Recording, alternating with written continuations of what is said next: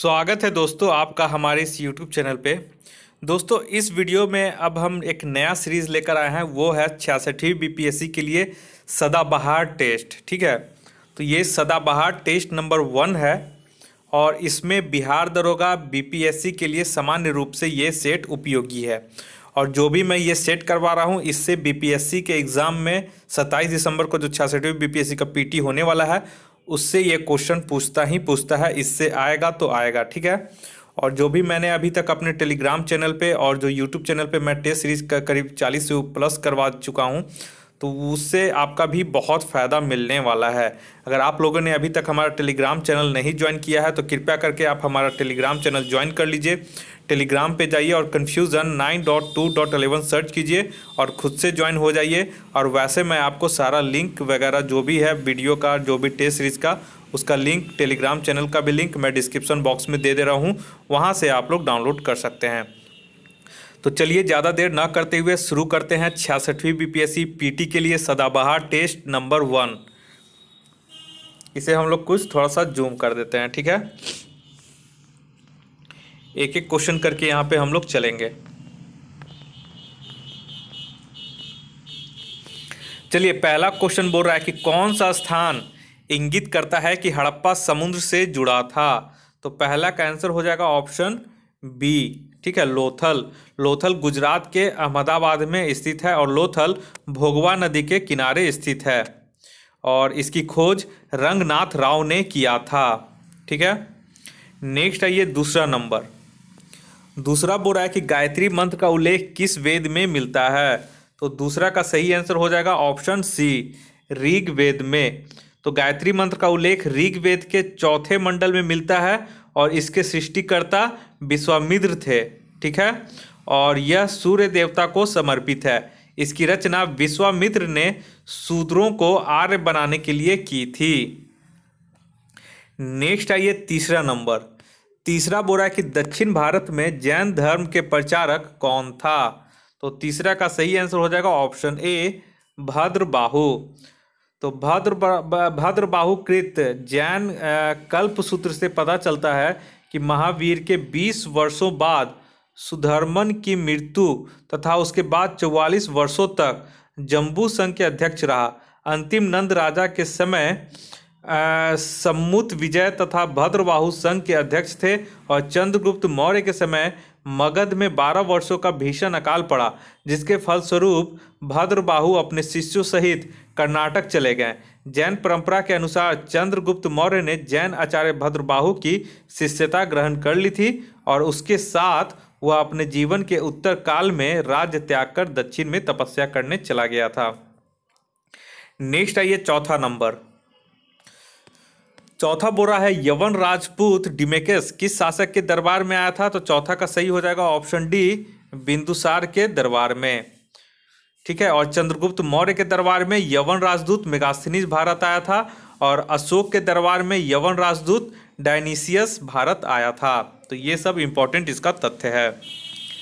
Next आइए पांचवा number में। पांचवा बोला कि तृतीय संगम का अध्यक्ष कौन था। तो पांचवा का सही हो जाएगा ऑप्शन ए, नक्कीरर। तृतीय संगम का अध्यक्ष नक्कीरर थे। संरक्षक पांड्य शासक थे। स्थल उत्तरी मदुरा था। ठीक है, और प्रथम संगम का अध्यक्ष था अगस्त्य ऋषि थे और संरक्षक पांड्य शासक थे और स्थल मदुरा था। और द्वितीय संगम के अध्यक्ष तोल कप्पियर। ठीक है, संस्थापक अध्यक्ष अगस्त्य ऋषि थे और संरक्षक पांड्य शासक थे और इसका स्थल कपाटपुरम अलैव था। नेक्स्ट आइए छठा नंबर में। छठा नंबर बोल रहा है कि इसके काल में सर्वाधिक मंगोल आक्रमण हुए। तो छठा का सही हो जाएगा ऑप्शन बी, अलाउद्दीन खिलजी के समय। ठीक है, नेक्स्ट आइए सातवां नंबर। सातवां बोल रहा है कि कृष्णदेवराय किस राजवंश से संबंधित थे। तो सातवां का सही हो जाएगा ऑप्शन सी, तुल्लु वंश से। और इनका कार्यकाल था 1509 से 1529 ईस्वी तक। और तुल्लु वंश के संस्थापक कौन थे। तो तुल्लु वंश के संस्थापक वीर नरसिंह का छोटा भाई था। वीर नरसिंह की मृत्यु 1509 ईस्वी के बाद कृष्णदेवराय गद्दी पर बैठा और उसका शासनकाल विजयनगर साम्राज्य का श्रेष्ठतम युग था। नेक्स्ट आइए 8वां नंबर। 8वां बोल रहा है कि बीजक किसके द्वारा लिखा गया था। तो 8वां का सही आंसर हो जाएगा ऑप्शन बी, कबीरदास। और कबीर की वाणी का संग्रह बीजक के नाम से प्रकाशित किया गया है। ठीक है, और यही क्वेश्चन आपका ईएसआई में, बिहार ईएसआई में पूछा गया था। नेक्स्ट आइए 9 नंबर। 9 बोल रहा है कि राज्याभिषेक के समय अकबर की उम्र क्या थी। तो 9 का सही आंसर हो जाएगा ऑप्शन बी, 13 वर्ष 6 माह। इस तरह से एक क्वेश्चन इसमें पूछा जाता है। नेक्स्ट आइए 10 नंबर में। 10 बोल रहा है कि जब नादिर शाह भारत पर आक्रमण किया उस समय मुगल सम्राट कौन था। तो 10वां का सही हो जाएगा ऑप्शन ए, मोहम्मद शाह। और नादिर शाह का भारत पर आक्रमण फरवरी 1739 ईस्वी में हुआ। उस समय शासक मोहम्मद शाह था। मोहम्मद शाह का मूल नाम रोशन अख्तर था और वह सैयद बंधुओं की कृपा से 1719 ईस्वी में मुगल सम्राट बना था और 1748 ईस्वी तक इसने शासन किया था। दोस्तों ये जो मैं सेट करवा रहा हूँ, मैं पूरा इसमें कोशिश किया हूँ कि सारा सेट का जो भी क्वेश्चन है वो सारा सही हो। अगर आप लोग को कोई गलत क्वेश्चन रहता है तो हमें ज़रूर कमेंट बॉक्स में कमेंट करके बताइए कि जो भी मैं इसमें क्वेश्चन आंसर करवा रहा हूँ उसमें कौन सा आपको आंसर गलत मिला है। और गलत जो मिला है उसका ज़रूर आप लोग कमेंट ज़रूर कीजिएगा। नेक्स्ट आइए 11 नंबर। 11 बोल रहा है कि डलहौजी के डॉक्ट्रिन ऑफ लैप्स को सर्वप्रथम कहाँ लागू किया गया। तो 11 का यहाँ पे जो ऑप्शन दिया गया है देख लेते हैं। हाँ, तो 11 का जो ऑप्शन दिया है उसके हिसाब से यहाँ बी हो जाएगा, सतारा। ठीक है, और डलहौजी के व्यक्तिगत सिद्धांत के अनुसार सर्वप्रथम 1848 ईस्वी में सतारा राज्य का विलय किया गया। यहाँ के राजा अप्पा साहेब के कोई पुत्र नहीं था। उन्होंने अपनी मृत्यु के पहले कंपनी की बिना अनुमति के एक दत्तक पुत्र को अपना लिया था, जिसे ब्रिटिश कंपनी ने अस्वीकार कर दिया और डलहौजी ने इसे आश्रित राज्य घोषित करके ब्रिटिश राज्य में मिला लिया था। नेक्स्ट आइए 12 नंबर। 12 बोल रहा है कि 1856 ईस्वी में लॉर्ड डलहौजी ने अवध का ब्रिटिश साम्राज्य में क्यों मिलाया। ठीक है, तो 12 का जो सही आंसर हो जाएगा ऑप्शन सी, कुशासन के आरोप लगाकर इसे डलहौजी ने अवध को अपने साम्राज्य में मिला लिया। नेक्स्ट आइए 13 नंबर। 13 बोल रहा है कि अखिल भारतीय हरिजन संघ की 1932 ईस्वी में स्थापना किसने की थी। तो 13 का हो जाएगा ऑप्शन ई। क्यों? क्योंकि देखिए अखिल भारतीय हरिजन संघ की स्थापना 1932 ईस्वी में महात्मा गांधी ने की थी। तो यहाँ पे महात्मा गांधी ऑप्शन में नहीं है, इसलिए उपयुक्त में से कोई नहीं होगा। नेक्स्ट आइए 14 नंबर। 14 बोल रहा है कि भारतीय राष्ट्रीय कांग्रेस का प्रथम अंग्रेज अध्यक्ष कौन था। तो 14 का इसका सही आंसर हो जाएगा ऑप्शन ए, जॉर्ज यूले। और भारतीय राष्ट्रीय कांग्रेस का 1888 ईस्वी में इलाहाबाद अधिवेशन की अध्यक्षता जॉर्ज यूले ने किया था, जो प्रथम अंग्रेज अध्यक्ष थे।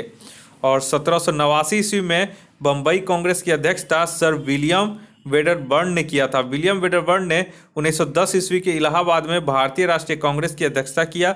1894 ईस्वी में मद्रास कांग्रेस की अध्यक्षता अल्फ्रेड वेब ने किया था और 1917 ईस्वी में कलकत्ता अधिवेशन की अध्यक्षता श्रीमती एनी बेसेंट ने किया था और वह प्रथम महिला अध्यक्ष थी।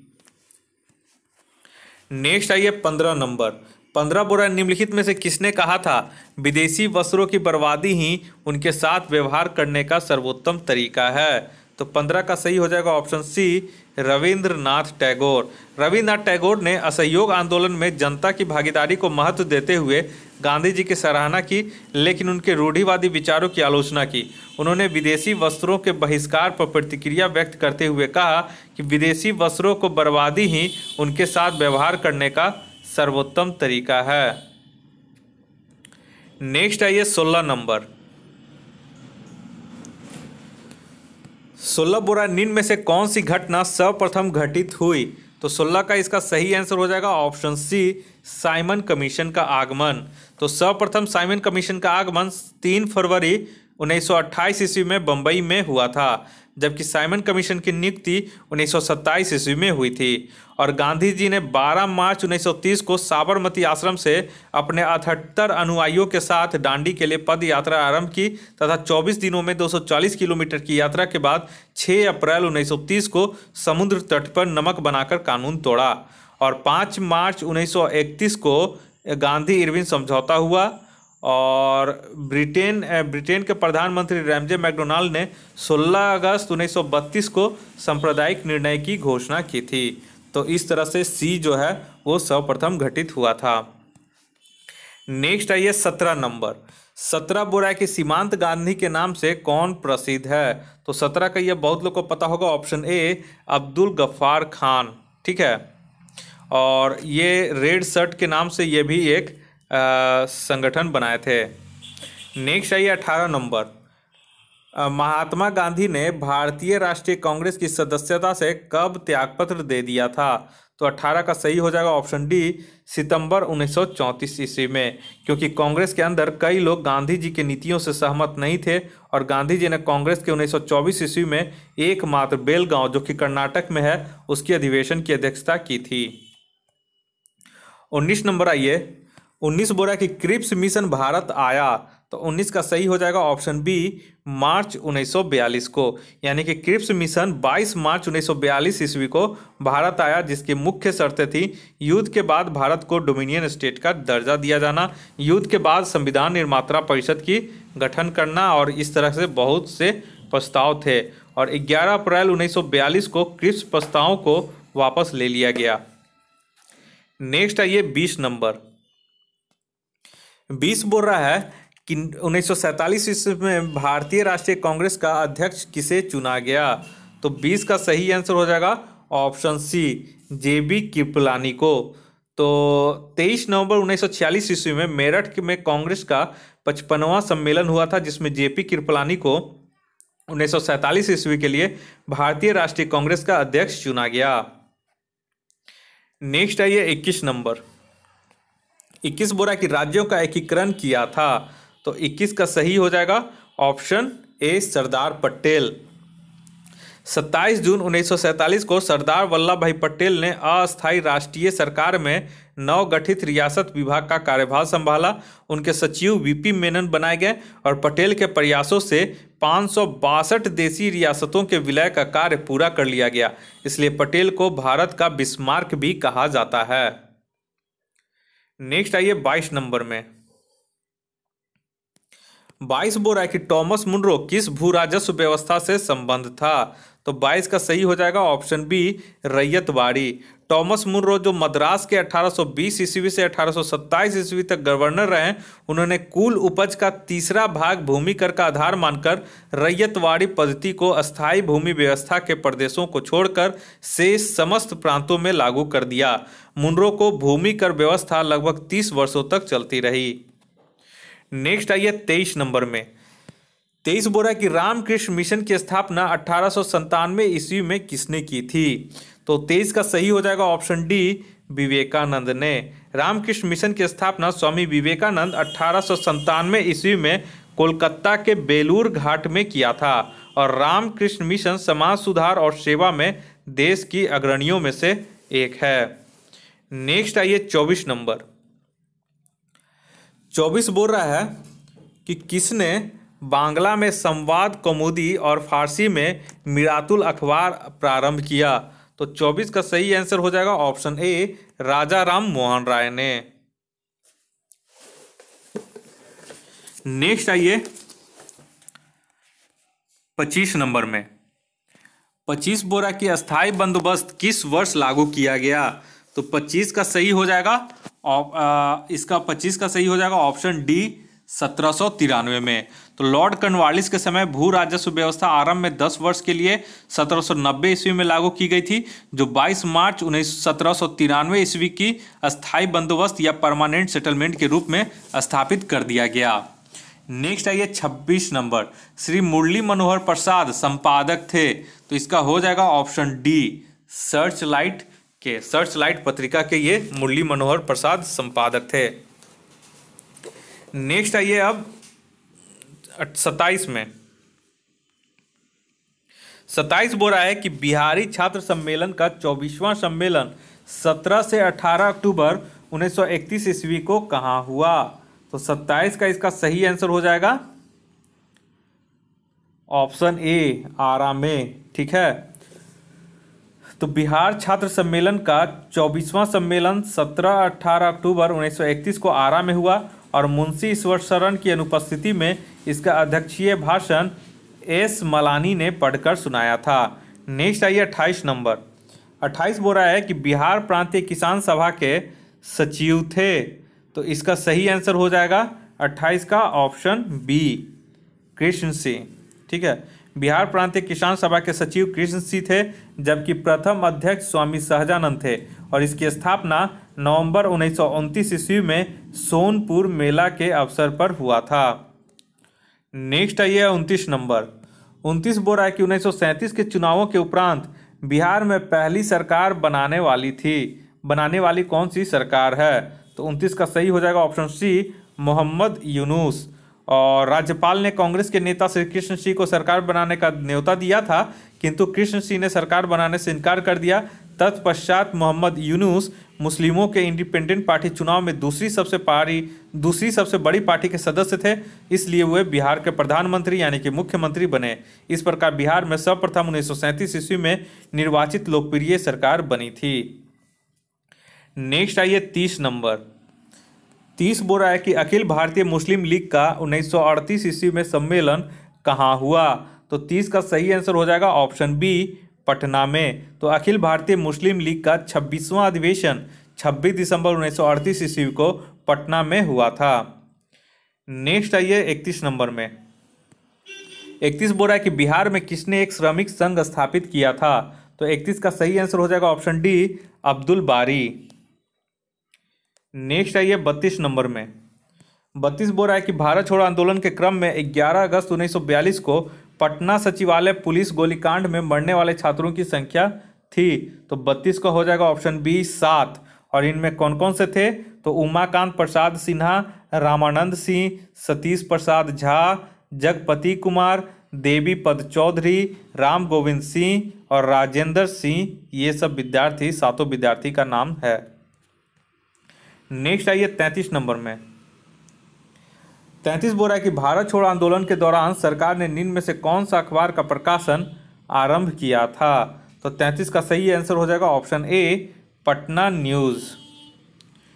नेक्स्ट आइए 34 नंबर में। 34 बोल रहा है कि श्री जगत नारायण लाल की पत्नी का क्या नाम था। तो 34 का ऑप्शन हो जाएगा ऑप्शन सी, श्रीमती राम प्यारी देवी। नेक्स्ट आइए 35 नंबर में। 35 बोल रहा है कि भागलपुर में एक आज़ाद दस्ते का गठन किया गया था। तो किसके नेतृत्व में किया गया था। तो इसका ऑप्शन बी हो जाएगा, सियाराम सिंह के नेतृत्व में। नेक्स्ट आइए 36 नंबर। 36 बोल रहा है कि उपराष्ट्रपति को उसके पद से हटाने संबंधी प्रस्ताव प्रस्तुत किया जाता है। तो 36 का सही आंसर हो जाएगा ऑप्शन ए, राज्यसभा में। लेकिन राष्ट्रपति के लिए जो पद से हटाने का प्रस्ताव होता है वो संसद के किसी भी सदन में यानी कि राज्यसभा या लोकसभा, इन दोनों में से किसी भी एक सदन में प्रस्तुत किया जा सकता है, वो राष्ट्रपति के लिए। लेकिन उपराष्ट्रपति के लिए केवल राज्यसभा में ही प्रस्ताव प्रस्तुत किया जाएगा उसे हटाने के लिए। नेक्स्ट आइए 37 नंबर में। 37 बोल रहा है कि भारतीय राजनीतिक व्यवस्था में कार्यपालिका किसके अधीन रहकर कार्य करती है। तो 37 का सही आंसर हो जाएगा ऑप्शन सी, विधायिका। नेक्स्ट आइए, नेक्स्ट 38 नंबर में आइए। 38 नंबर बोल रहा है कि भारत के किस प्रधानमंत्री के कार्यकाल में उदारीकरण, निजीकरण और भूमंडलीकरण की नई आर्थिक नीति की घोषणा की गई। तो 38 का सही आंसर हो जाएगा option A, Rajiv Gandhi. Sorry, 38 का यहाँ पे डी हो जाएगा। ठीक है, अटल बिहारी वाजपेयी। तो आप लोग इसे उदारीकरण, निजीकरण और भूमंडलीकरण की नई आर्थिक नीति की घोषणा 24 जुलाई 1991 ईस्वी को तत्कालीन प्रधानमंत्री नरसिम्हा राव के समय आरंभ किया गया था और उस समय वित्त मंत्री मनमोहन सिंह थे। तो यहाँ पे एक चीज़ मिस्टेक है, उदारीकरण, निजीकरण, घोषणा की गई। तो ये यहाँ पे कौन प्रधानमंत्री, यहाँ पे अटल बिहारी वाजपेयी नहीं होगा, मनमोहन सिंह होगा। ठीक है, तो यहाँ पे 38 का जो है वो ऑप्शन सी इसका सही हो जाएगा। ठीक है, आप लोग इसे सुधार कर लीजिएगा।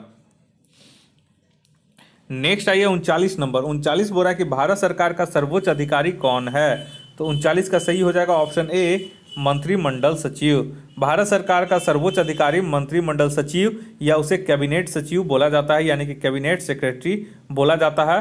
और वह मंत्रिमंडल सचिवालय का प्रमुख होता है और वह वरिष्ठतम लोक सेवक देश का होता है। नेक्स्ट आइए 40 नंबर। 40 बोल रहा है कि भारत के संविधान के अनुच्छेद 82 के अनुसार लोकसभा की सीटों का राज्यों के मध्य आवंटन किस वर्ष की जनगणना के आधार पर है। तो 40 का सही आंसर हो जाएगा ऑप्शन बी, 1971 की जनगणना के आधार पर। नेक्स्ट आइए 41 नंबर 41 नंबर। 41 बोल रहा है कि राज्यसभा में राज्यों को प्रतिनिधित्व निम्नलिखित में से किस आधार पर दिया जाता है। तो 41 का सही आंसर हो जाएगा ऑप्शन डी, जनसंख्या के आधार पर। नेक्स्ट आइए 42 नंबर। 42 बोल रहा है यदि सरकार राज्यसभा में पराजित हो जाए तो क्या होता है। तो 42 का सही इसका सही आंसर हो जाएगा ऑप्शन सी, कोई प्रभाव नहीं पड़ता है, यानी सरकार को कोई जरूरी नहीं है कि त्यागपत्र देना पड़े। नेक्स्ट आइए 43 में। 43 बोल रहा है कि भारतीय संसद बनती है। तो भारतीय संसद यहाँ पे आपका हो जाएगा 43 का ऑप्शन ई। क्यों? क्योंकि भारतीय संसद लोकसभा, राज्यसभा और राष्ट्रपति से मिलकर बनती है, जो कि ऑप्शन में कोई नहीं दिया गया है, इसलिए उपयुक्त में से कोई नहीं इसका आंसर होगा। नेक्स्ट आइए 44 नंबर। 44 बोल रहा है कि सूचना का अधिकार के संबंध में कौन सा कथन सही है। तो 44 का यहाँ पे ई हो जाएगा। ठीक है, क्यों? क्योंकि सूचना का अधिकार अधिनियम को संसद द्वारा पारित, लोकसभा द्वारा 11 मई 2005 को तथा राज्यसभा द्वारा 12 मई 2005 को पारित होने के पश्चात 12 अक्टूबर 2005 को यह पूर्णतः लागू हो गई। यह एक विधिक अधिकार है। तो यहाँ पे ये गलत है, और यह एक विधिक अधिकार है। सर्वोच्च न्यायालय ने सूचना के अधिकार को अनुच्छेद 19(1) क के भाषण और अभिव्यक्ति के अधिकार के अंतर्गत मूल अधिकार के रूप में माना है। तो पहला देखिए, पहला यह एक विधिक अधिकार है, ये तो सही है, और यह एक सामाजिक अधिकार नहीं है। ठीक है, और यह एक संवैधानिक भी अधिकार आपका है, क्योंकि मूल अधिकार इसे माना गया है। तो यह आपका संवैधानिक अधिकार है, तो 1 से 2 यहाँ पे सही हो जाएगा। नेक्स्ट आइए 45 नंबर। 45 बोल रहा है कि निम्न में से कौन सी एक सबसे बड़ी संसदीय समिति है। तो 45 का सही आंसर हो जाएगा ऑप्शन बी, प्राक्कलन समिति। और इसमें 30 सदस्य होते हैं जो कि केवल लोकसभा से निर्वाचित होते हैं, और इनका कार्यकाल 1 वर्ष का होता है। नेक्स्ट आइए 46 नंबर में।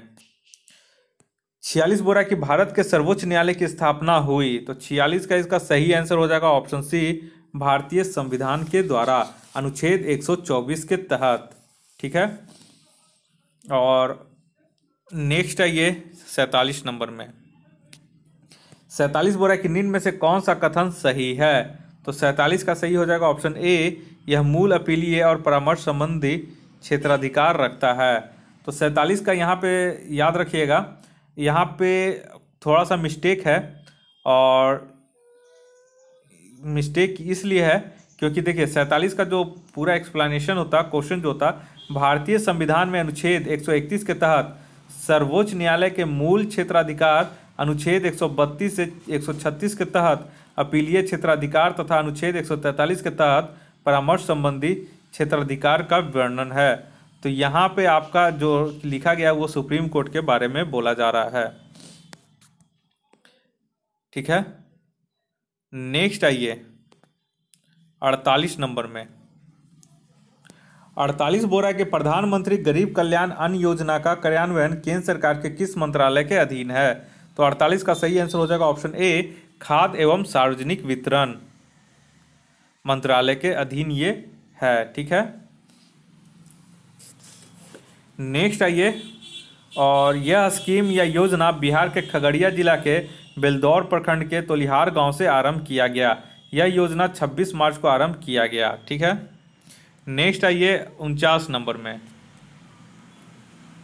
49 में बोल रहा है कि बचतों को बढ़ावा देने के लिए एक नई floating rate savings bond taxable योजना की शुरुआत केंद्र सरकार द्वारा जुलाई 2020 में की गई। यह योजना के तहत देय ब्याज की दर निम्नलिखित में से किससे संबंधित की गई है, किससे संबंध की गई है? तो 49 का सही आंसर हो जाएगा ऑप्शन ए, राष्ट्रीय बचत पत्र। नेक्स्ट आइए 50 नंबर। 50 बोल रहा है कि भारत में कुल विदेशी ऋण में सर्वाधिक भाग निम्नलिखित में से किसका है? तो 50 का सही आंसर हो जाएगा ऑप्शन बी, विदेशी वाणिज्यिक उधारियों का। और कुल विदेशी ऋण लगभग 2019-20 में भारत पर कुल विदेशी ऋण लगभग 558 अरब डॉलर का था और भारत पर कुल विदेशी ऋण जीडीपी का 20% है। नेक्स्ट आइए 51 नंबर। 51 बोल रहा है कि निम्नलिखित में से किस भारतीय कंपनी में 12 लाख करोड़ रुपए के एम कैम्प का बिंदु पहली बार जुलाई 2020 में पार किया? तो 51 का सही आंसर हो जाएगा ऑप्शन ई। क्यों? क्योंकि रिलायंस इंडस्ट्रीज लिमिटेड ने 12 लाख करोड़ के एम कैप का बिंदु पहली बार जुलाई 2020 में पार किया गया था, जो कि ऑप्शन में कोई नहीं दिया गया है, इसलिए उपयुक्त में से कोई नहीं होगा। ये रिलायंस इंडस्ट्रीज लिमिटेड के लिए ये था। 52 नंबर आइए। 52 बोल रहा है कि राष्ट्रीय स्वास्थ्य नीति के तहत वर्ष 2025 तक जीडीपी का कितने प्रतिशत जन स्वास्थ्य पर खर्च करने का सरकार का लक्ष्य है? तो 52 का जो सही आंसर है वो हो जाएगा आपका ऑप्शन बी, ठीक है, 2.5%। नेक्स्ट आइए 53 में। 53 बोल रहा है कि निम्नलिखित में से किस भारतीय उद्यमी को वर्ष 2020 का global leadership award US India business council ने जुलाई 2020 में प्रदान किया? तो 53 का सही हो जाएगा ऑप्शन डी, एन चंद्रशेखरन, जो कि टाटा सन्स के ये भारतीय उद्यमी थे। नेक्स्ट आइए 54 नंबर। 54 बोल रहा है कि अंतरिक्ष में मानव भेजे जाने वाली निजी क्षेत्र की पहली कंपनी कौन सी है? तो 54 का सही हो जाएगा ऑप्शन सी, स्पेस एक्स। और ये बिजनेसमैन एलन मस्क की एक कंपनी है, ठीक है। स्पेस एक्स जो है वो बिजनेसमैन एलन मस्क की कंपनी है। नेक्स्ट आइए 55 नंबर में। 55 बोल रहा है कि सांख्यिकी के क्षेत्र में जीवन पर्यंत योगदान के लिए सांख्यिकी एवं कार्यक्रम क्रियान्वयन मंत्रालय द्वारा स्थापित पहला राष्ट्रीय पुरस्कार 29 जून 2020 को राष्ट्रीय सांख्यिकी दिवस के अवसर पर किसे प्रदान किया गया था? तो 55 का सही हो जाएगा option D, doctor C Rangarajan को। और ये जो पुरस्कार है सांख्यिकी दिवस, राष्ट्रीय सांख्यिकी दिवस जो 29 जून को मनाया जाता है, यह पुरस्कार महान सांख्यिकी विशेषज्ञ पीसी महानबोलिस के जन्म दिवस 29 जून को प्रदान किया जाता है। नेक्स्ट आइए 56 नंबर में। 56 बोल रहा है कि भारतीय रिजर्व बैंक का वित्तीय वर्ष 2020-21 कब प्रारंभ हुआ? तो 56 का इसका सही आंसर हो जाएगा ऑप्शन सी, 1 जुलाई 2020।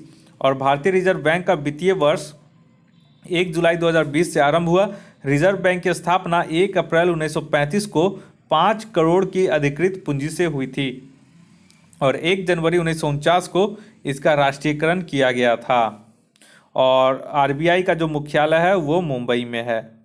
और हिल्टन यंग आयोग पहला आयोग था जिसने केंद्रीय बैंक के रूप में रिजर्व बैंक ऑफ इंडिया की संस्तुति की थी, ठीक है। तो ये सब इसका इंपॉर्टेंट तथ्य हो गया।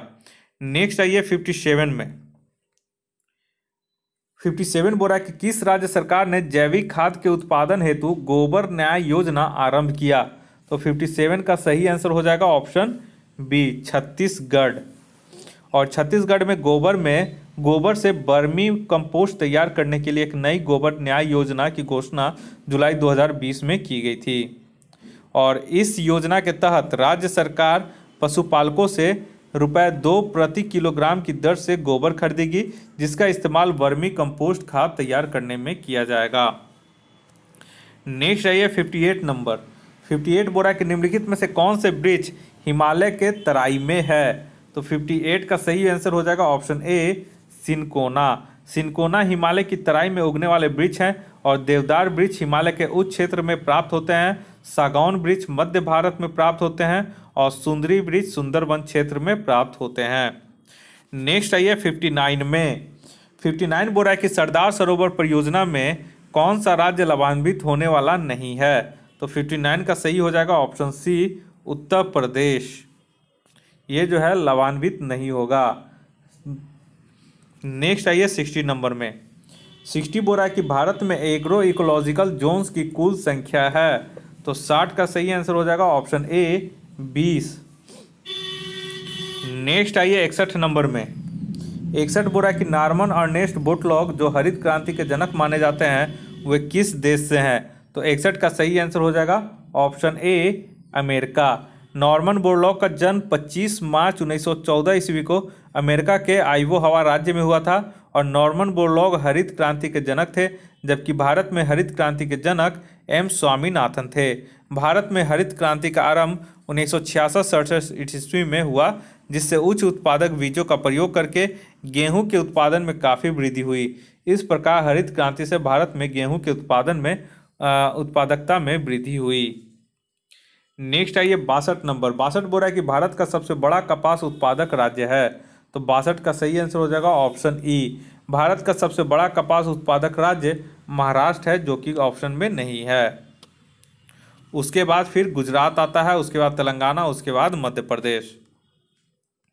नेक्स्ट आइए 63 में। 63 बोल रहा है कि रूपांतरित चट्टानों की उत्पत्ति किन चट्टानों से होती है। तो 63 का सही आंसर हो जाएगा ऑप्शन बी, आग्नेय एवं तलहट्टी। नेक्स्ट आइए 64 में। 64 बोल रहा है निम्नलिखित में से कौन सा ज्वालामुखी मैक्सिको में है। तो 64 का सही आंसर हो जाएगा ऑप्शन ए, कालिमा। तो कालिमा ज्वालामुखी मैक्सिको में है और माउंट किनाबालू ज्वालामुखी मलेशिया में, माउंट रैनियर ज्वालामुखी अमेरिका में और कोटोपैक्सी ज्वालामुखी हेक्डोआर में स्थित है। नेक्स्ट आइए 65 नंबर। सुनामी शब्द किस भाषा से संबंधित है। तो 65 का सही आंसर हो जाएगा ऑप्शन सी, जापानी। और सुनामी शब्द जापानी भाषा से संबंधित है। सू का अर्थ होता है बंदरगाह तथा नामी का अर्थ तरंग होता है। सुनामी भूकंप के फलस्वरूप समुद्र क्षेत्र को भारी हानि पहुंचता है। 26 दिसंबर 2004 को हिंद महासागर स्थित इंडोनेशिया के सुमात्रा द्वीप में सुनामी आया था और 11 मार्च 2011 को जापान में आए भीषण भूकंप के फलस्वरूप आए सुनामी से जापान में फुकुशिमा शहर में काफ़ी क्षति हुई थी। नेक्स्ट आइए 66 नंबर। 66 बोल रहा है कि विश्व की सर्वाधिक लंबी पर्वत श्रृंखला है। तो 66 का सही हो जाएगा एंडीज। विश्व का सबसे लंबी पर्वत श्रृंखला एंडीज है, जो कि दक्षिण अमेरिका में स्थित है। इसकी लंबाई लगभग 7200 किलोमीटर स्थित है। नेक्स्ट आइए 67। 67 बोल रहा है मृतक घाटी मानी जाती है। तो 67 का सही आंसर हो जाएगा ऑप्शन डी, अत्यधिक उष्णता के कारण। और अमेरिका के कैलिफोर्निया राज्य में मृतक घाटी स्थित है।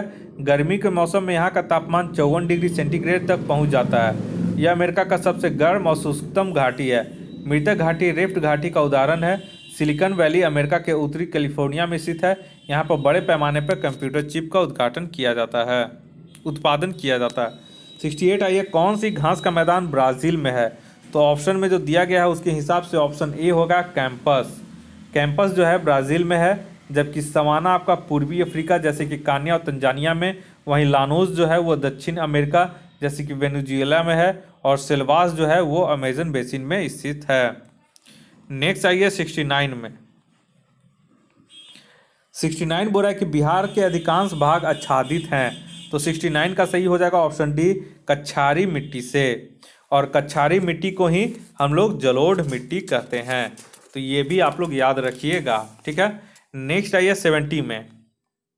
70 नंबर क्वेश्चन बोल रहा है कि गंगा नदी किस स्थान के निकट बिहार के मैदान में प्रवेश करती है। तो 70 का सही आंसर हो जाएगा ऑप्शन डी, चौसा। और चौसा का एक युद्ध जो है प्रसिद्ध है। चौसा का युद्ध 25 जून 1539 ईस्वी को शेर खां और हुमायूं के बीच हुआ। इस युद्ध में शेर खां विजयी रहा और शेर शाह की उपाधि इसी युद्ध के बाद शेर शाह की उपाधि धारण की। चौसा में थर्मल पावर का निर्माण भी हो रहा है। नेक्स्ट आइए 71 नंबर। 71 बोल रहा है कि बिहार के किस जिले में काकोलत जलप्रपात है। तो ये ऑप्शन सी हो जाएगा, नवादा। नेक्स्ट आइए 72 नंबर। 72 बोल रहा है बिहार में निम्नलिखित में से कौन सा समूह की नदियाँ गंगा अथवा उसकी सहायक नदियों में उत्तर की ओर से आकर मिलती हैं। तो 72 का सही आंसर हो जाएगा ऑप्शन ए, गंडक, कमला और बागमती। नेक्स्ट आइए 73 नंबर। बिहार में सबसे प्राचीन नहर प्रणाली है। तो इसका सही आंसर हो जाएगा 73 का ऑप्शन सी, सोन नहर। ठीक है। नेक्स्ट आइए 74 नंबर। 74 बोला सूर्य ग्रहण के समय सूर्य का कौन सा भाग दिखाई देता है। तो 74 का सही ऑप्शन हो जाएगा ऑप्शन बी, कोरोना। ये वो कोरोना 19 वाला वायरस वाला नहीं है, ये कोरोना उसका जो है साइड से जो रोशनी निकलता है सूर्य ग्रहण के समय उसे बोलते हैं कोरोना। नेक्स्ट आइए 75 नंबर में। 75 बोल रहा है कि न्यूनतम संभव ताप है। 75 का सही आंसर हो जाएगा ऑप्शन ए, -273 डिग्री सेल्सियस। नेक्स्ट आइए 76 नंबर में। 76 बोल रहा है ट्रांसफार्मर किस सिद्धांत पर आधारित है। तो 76 का सही आंसर हो जाएगा ऑप्शन डी, चुंबकीय प्रेरण। और विद्युत चुंबकीय तरंगों में गामा किरणों की आवृत्ति अधिकतम होती है। और 76 का जो है और ट्रांसफार्मर जो होता है वो चुंबकीय प्रेरण सिद्धांत पर आधारित होता है। 77 आइए। 77 बोल रहा है कि ऊर्जा का क्षय होता है। तो 77 का सही हो जाएगा ऑप्शन ए, दिष्ट धारा में, यानी कि डायरेक्ट करंट में इसका क्षय होता है। और प्रत्यावर्ती को बोलते हैं अल्टरनेटिंग करंट। 78 आइए। 78 बोल रहा है कि निम्न विद्युत चुंबकीय तरंगों में किसकी आवृत्ति अधिकतम होती है। तो 78 का सही हो जाएगा ऑप्शन बी, गामा किरण में। और जिसकी आवृत्ति ज़्यादा होगी उसकी फ्रीक्वेंसी कम होगी। 79 आइए। फ्यूज के पदार्थ का होना चाहिए। तो फ्यूज का जो पदार्थ होना चाहिए उसका निम्न गलनांक होना चाहिए। तो ऑप्शन सी इसका सही है। 80 नंबर आइए। 80 बोल रहा है थोरियम का नाभिक को बदला जा सकता है। तो 80 का सही आंसर हो जाएगा ऑप्शन ए, प्लूटोनियम का जो है थोरियम का नाभिक को प्लूटोनियम में बदला जा सकता है। नेक्स्ट आइए 81। शुद्ध जल है। तो शुद्ध जल जो है वो ऑप्शन सी हो जाएगा, उदासीन होता है जिसका पीएच मान 7 होता है और वर्षा के जल को शुद्ध जल माना जाता है। नेक्स्ट आइए 82। आतिशबाजी में लाल रंग किस मूलक का कारण होता है। तो 82 का सही आंसर हो जाएगा ऑप्शन बी, स्ट्रोंशियम। नेक्स्ट आइए 83 में। 83 बोल रहा है कि यूरिया में नाइट्रोजन होती है। तो 83 का सही आंसर हो जाएगा ऑप्शन सी, 47%। नेक्स्ट आइए 84 नंबर। 84 बोल रहा है कि कौन सी गैस चांदी की सतह को काला कर देती है। तो 84 का सही आंसर हो जाएगा ऑप्शन ओजोन और इसका फॉर्मूला होता है O3। नेक्स्ट आइए 85 में। 85 बोल रहा है कि पीला फास्फोरस को रखा जाता है। तो 85 का सही आंसर हो जाएगा ऑप्शन डी, जल में। नेक्स्ट आइए 86। खाना पकाने में सर्वाधिक नष्ट होता है। तो 86 का सही आंसर हो जाएगा ऑप्शन बी, विटामिन। नेक्स्ट आइए 87 में। 87 बोल रहा है कि निम्न में से कौन अस्थायी तत्व है। तो 87 का सही आंसर हो जाएगा ऑप्शन सी, सीसा जो है वो उपयुक्त एग्जाम्पल में से सबसे अस्थायी है, तत्व है। 88 आइए। समुद्र जल से नमक किस विधि के द्वारा तैयार किया जाता है। तो 88 का सही आंसर हो जाएगा ऑप्शन ए, वाष्पीकरण के द्वारा। नेक्स्ट आइए 89 में। संश्लेषित रेशा होता है। तो 89 का सही आंसर हो जाएगा ऑप्शन डी, रेयॉन। ठीक है, ये सब संश्लेषित यानी कि आर्टिफिशियल रेशा है और बाकी रेशम, सेल्यूलोज और ऊन जो है वो प्राकृतिक रेशा होते हैं। नेक्स्ट आइए 90 नंबर। टेफ्लॉन किसका बहुलक है। तो 90 का सही आंसर हो जाएगा ऑप्शन सी, टेट्राफ्लोरोएथीन का ये बहुलक है। नेक्स्ट आइए 91 नंबर। E=mc² का प्रतिपादन किया था। तो इसका ऑप्शन डी हो जाएगा, आइंस्टीन ने। नेक्स्ट आइए फोटोग्राफी कैमरे का अदृश्यक लेंस होता है। तो 92 का सही आंसर हो जाएगा ऑप्शन बी, उत्तल लेंस। नेक्स्ट आइए 93। 93 बोल रहा है कि प्रकाश तरंग उदाहरण है। तो 93 का सही आंसर हो जाएगा ऑप्शन ए, विद्युत चुंबकीय अनुप्रस्थ तरंग का। और अगर साउंड का पूछेगा ध्वनि का तो वो अनुदैर्घ्य तरंग का उदाहरण है। नेक्स्ट आइए 94, फेफड़ों में रक्त पहुंचाने वाला अंग है। तो 94 का सही आंसर हो जाएगा ऑप्शन बी, दायां अलिंद। नेक्स्ट आइए 95 नंबर, 95 बोला कि न्यूक्लियस की खोज की है। तो 95 का सही आंसर हो जाएगा ऑप्शन डी, रॉबर्ट ब्राउन ने। ये इंपॉर्टेंट क्वेश्चन है, आप लोग नोट रखिएगा। नेक्स्ट आइए 96 नंबर, 96 बोला कि भारत का केंद्रीय औषधि अनुसंधान संस्थान कहाँ स्थित है। तो 96 का सही आंसर हो जाएगा ऑप्शन 96 का सही आंसर हो जाएगा ऑप्शन सी, लखनऊ। नेक्स्ट आइए 97 नंबर में, 97 बोला कि श्वसन दर सबसे कम होती है। तो 97 का सही आंसर हो जाएगा ऑप्शन ए, निद्र में खराटा भरते समय। नेक्स्ट आइए 98 नंबर, 98 बोला स्तनधारियों में मुख्य उत्सर्जी पदार्थ होता है। तो 98 का सही आंसर हो जाएगा ऑप्शन बी, यूरिया। नेक्स्ट आइए 99 नंबर, 99 बोल रहा है कि लड़का पैदा होगा। तो लड़का पैदा किससे होगा। तो 99 का सही आंसर हो जाएगा ऑप्शन ए, XY गुणसूत्र से। और अगर XX रहेगा तो इससे महिला पैदा लेती है। ठीक है। नेक्स्ट आइए 99 नंबर, तो 99 हो गया। 100 में आइए, 100 बोरा कि कौन सा खनिज लवण मानव शरीर में बहुतायत में पाया जाता है। तो 100 का सही आंसर हो जाएगा ऑप्शन सी, कैल्शियम।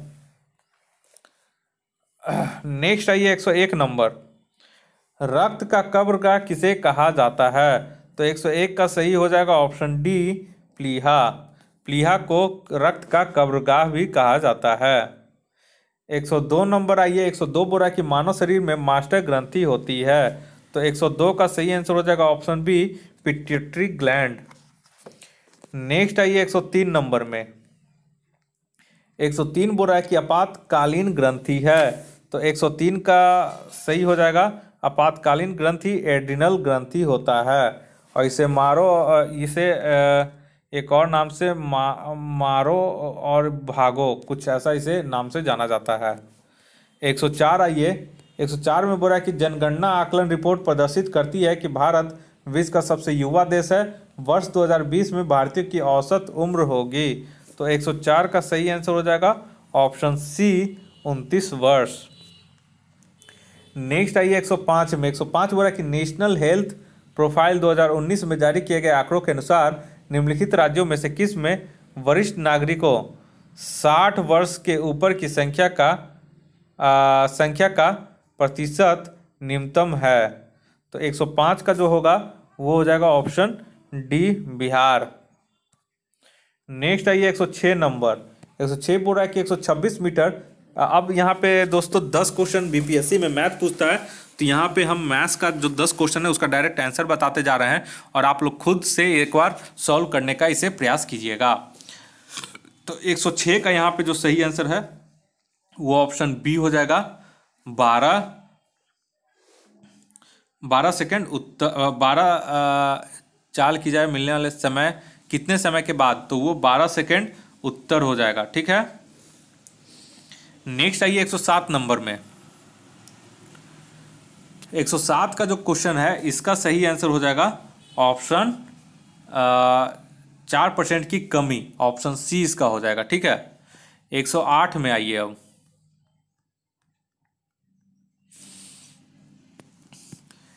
108 का इसका सही आंसर हो जाएगा ऑप्शन सी, 5814। नेक्स्ट आइए 109 नंबर में, 109 का जो है इसका सही आंसर हो जाएगा आपका ऑप्शन ए, 21,000। नेक्स्ट आइए 110 नंबर, 110 का जो आंसर है 100 का जो है 109 यहाँ पे गलती कर दिया है, 109 है ना। तो देखिए 109 के बाद यहाँ पे 110 होता। ठीक है। तो इसे आप लोग 110 कर दीजिएगा। ठीक।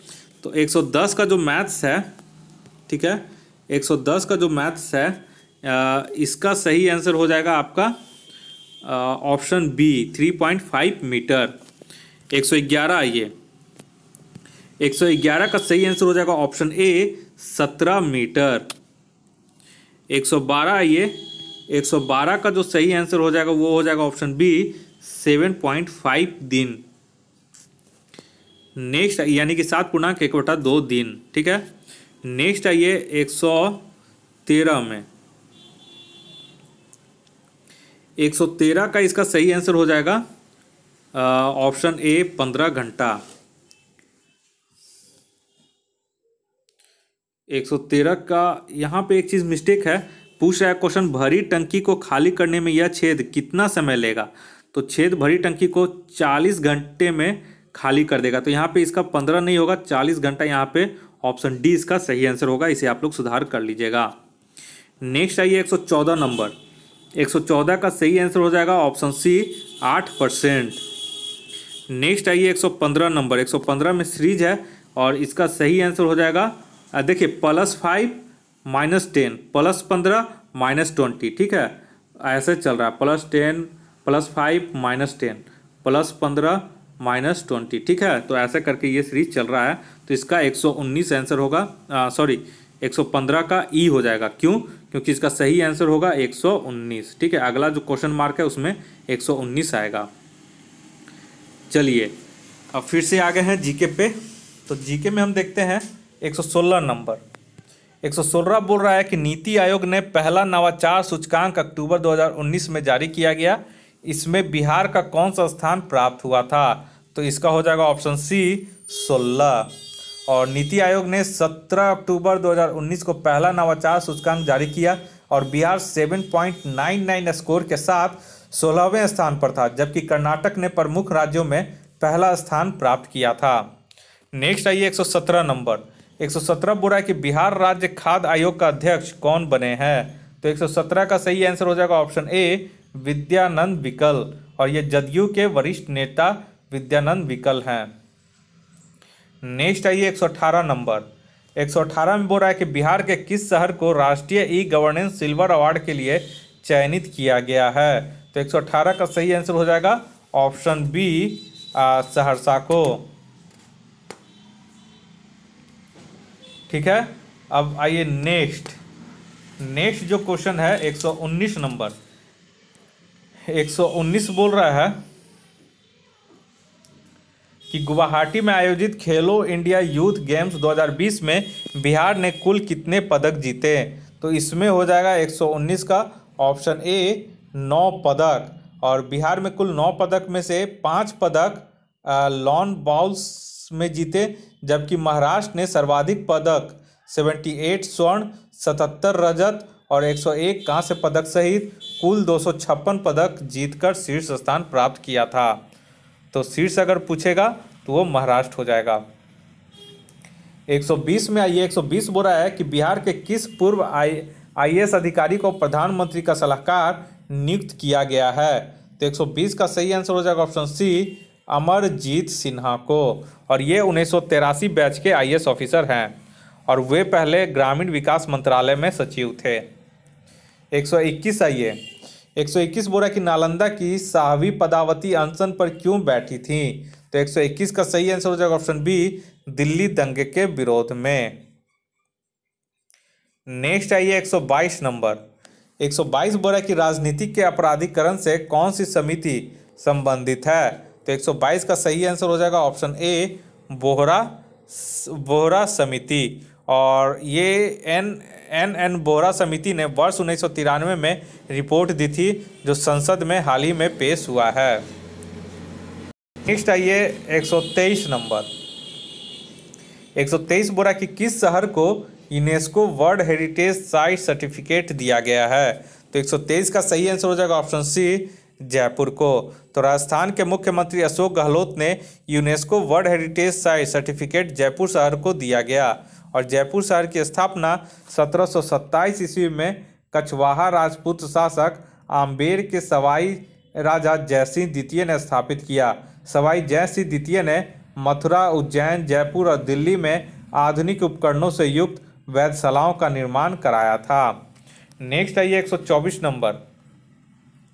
124 बोल रहा है कि बिहार में विश्व की सबसे लंबी मानव श्रृंखला किस तिथि को बनी। तो 124 को सही हो जाएगा ऑप्शन बी 19 जनवरी 2020, ठीक है। और इसमें 5.16 करोड़ लोग शामिल हुए थे और इस अभियान के द्वारा लोगों को जल संरक्षण, नशा मुक्ति, बाल विवाह तथा दहेज प्रथा के विरुद्ध लोगों को जागरूक करना था और यह विश्व की सबसे लंबी मानव श्रृंखला बनी थी। नेक्स्ट आइए 125 में, ठीक है। 125 बोल रहा है कि वर्ष 2022 में बर्मिंघम में होने वाले राष्ट्रमंडल खेलों में निशानेबाजी और तीरंदाजी की मेजबानी भारत के किस शहर को सौंपी गई? तो 125 का सही आंसर हो जाएगा ऑप्शन डी, चंडीगढ़ को। तो 2022 में बर्मिंघम में होने वाले राष्ट्रमंडल खेलों से निशानेबाजी और तीरंदाजी को बाहर कर दिया गया, किंतु भारत के प्रयास से इन दोनों खेलों को मेजबानी भारतीय शहर चंडीगढ़ को सौंपी गई है। नेक्स्ट आइए 126 बोल रहा है कि वर्ल्ड एयर क्वालिटी रिपोर्ट के अनुसार वर्ष 2019 में भारत का सबसे अधिक प्रदूषण फैलाने वाला शहर कौन सा था? तो 126 का सही हो जाएगा ऑप्शन बी, गाजियाबाद। और दिल्ली दुनिया की सबसे प्रदूषित राजधानी है। और अगर सबसे सर्वाधिक प्रदूषित देश बोलेगा तो सर्वाधिक प्रदूषित देश बांग्लादेश हो जाएगा। नेक्स्ट आइए 127 में। 127 बोला वर्तमान में बिहार राज्य में मातृ मृत्यु दर प्रति लाख कितनी है? तो 127 का सही आंसर हो जाएगा ऑप्शन सी, 165। और शिशु मृत्यु दर प्रति 1000 35 हो गई है। 128 नंबर आइए, हाल ही में किस जिला में खुदाई से 3200 वर्ष पुराना अवशेष मिला है? तो 128 का सही आंसर हो जाएगा ऑप्शन डी, नालंदा जिला के चंडी प्रखंड में, ठीक है। और ये 3200 साल पुराना शहर का अवशेष मिला है। नेक्स्ट आइए 129 में, वॉव वेटन विश्व का सबसे बुजुर्ग व्यक्ति किस देश के निवासी हैं? तो 129 का सही आंसर हो जाएगा ऑप्शन ए, ब्रिटेन का। और इनका उम्र हो रहा है 112 वर्ष। 130 आइए 130 बोल रहा है किस देश में पब्लिक ट्रांसपोर्ट में सफर करना निःशुल्क कर दिया गया है? तो 130 का सही आंसर होगा ऑप्शन बी, लग्जमबर्ग। विश्व का पहला देश है जहां पब्लिक ट्रांसपोर्ट में सफर करना बिल्कुल मुफ्त कर दिया है। सरकार ने यह निर्णय ट्रैफिक जाम कम करने के उद्देश्य से किया है। नेक्स्ट आइए 131 बोल रहा है कि अमेरिका और तालिबान के बीच शांति समझौता किस शहर में आयोजित हुआ? तो 131 का सही आंसर हो जाएगा ऑप्शन डी, दोहा में। कतर की राजधानी दोहा में अमेरिका और तालिबान के बीच शांति समझौता हुआ। नेक्स्ट आइए 132 बोल रहा है कि बिहार के किस शिक्षक को नेशनल टीचर इनोवेशन अवार्ड मिला? तो 132 का सही आंसर हो जाएगा ऑप्शन ए, विमल प्रकाश को। और ये गोपालगंज जिले के मीरगंज स्थित साहू जैन हाई स्कूल के में कार्यरत शिक्षक थे, ठीक है। नेक्स्ट आइए 133 में, अंतर्राष्ट्रीय महिला दिवस के अवसर पर बिहार की किस महिला को नारी शक्ति पुरस्कार प्राप्त हुआ? तो 133 का हो जाएगा ऑप्शन ई, क्योंकि अंतर्राष्ट्रीय महिला दिवस के अवसर पर बिहार के मुंगेर की बीना देवी, जो कि मशरूम की उत्पादन करने वाली महिला के रूप में प्रसिद्ध है, और भारतीय वायुसेना की प्रथम महिला फाइटर दरभंगा की भावना कंठ को, ठीक है, बीना देवी और भावना कंठ को एक से अधिक हो जाएगा। यहीं पे आपको यहाँ पे नारी शक्ति पुरस्कार दिया गया था। नेक्स्ट आइए 134 में। 134 बोल रहा है कि किस राज्य में पहला कछुआ पुनर्वास केंद्र खोला गया है? तो 134 का सही आंसर हो जाएगा ऑप्शन सी, बिहार।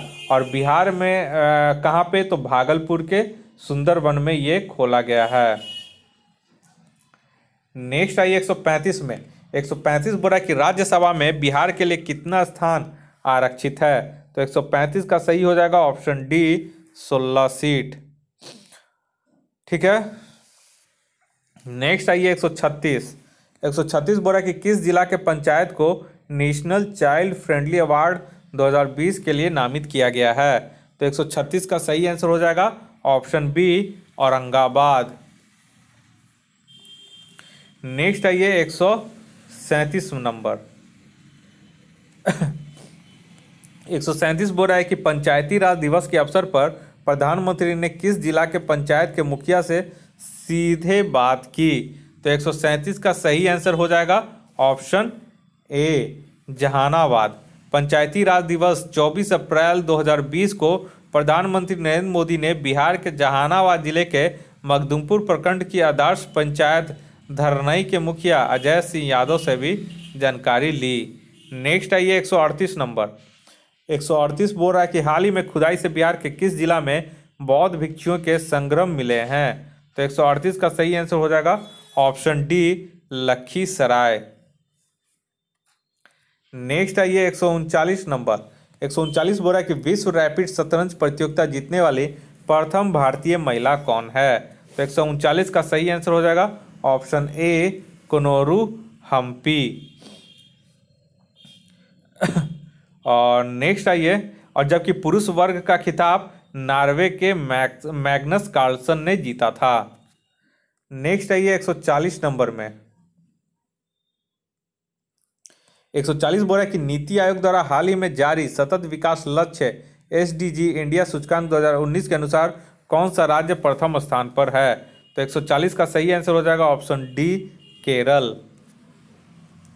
141 आइए। 141 बोल रहा है कि निम्नलिखित में से किस देश में जनवरी 2020 में भारतीय नौसेना ने ऑपरेशन वनीला आरंभ किया। तो 141 का सही आंसर हो जाएगा ऑप्शन सी मेडागास्कर। जनवरी 2020 में भारतीय नौसेना ने हिंद महासागर के द्वीपीय देश मेडागास्कर में ऑपरेशन वनीला आरंभ किया। मेडागास्कर में आए तूफान डायने से हुई क्षति के बाद ऑपरेशन वनीला शुरू किया गया। सहायता सामग्री भारतीय जहाज एरावत से भेजा गया था।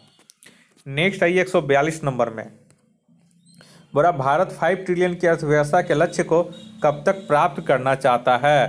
तो ये 142 का हो जाएगा बी वर्ष 2024 तक। नेक्स्ट आइए 143 नंबर में।